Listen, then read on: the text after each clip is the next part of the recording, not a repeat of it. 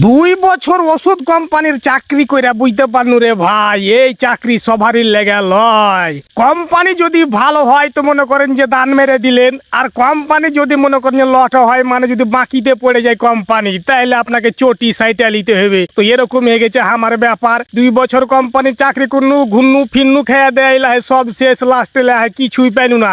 তো লাস্টের এক ঝাল করে রে ভাই, এখন ওষুধের দোকানে কিনে নিয়ে আহি দিয়া মনে করছি যে ওষুধ ভরে দিব, একবার ওষুধ বেচতে ভিড়ে যাবো, দেখে যাক কি হয়, আল্লাহ কপালে কি লেখে।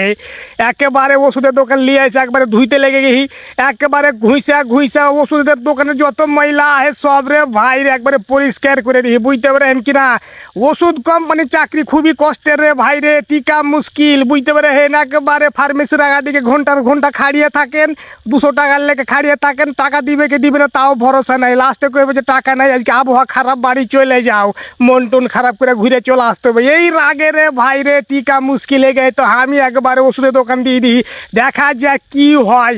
হালকা পাতলা চিকিৎসা জানি, মনে করেন যে ওটাই আল্লাহর রহমতে যদি ভালো চলে তো আপনাকে দুয়াতে মনে করছি যে ভালো একটা কিছু করবো এখান থেকে। পাশাপাশি বুঝতে পারছেন আপনার বিনোদন গালাও নিয়ে আসবো।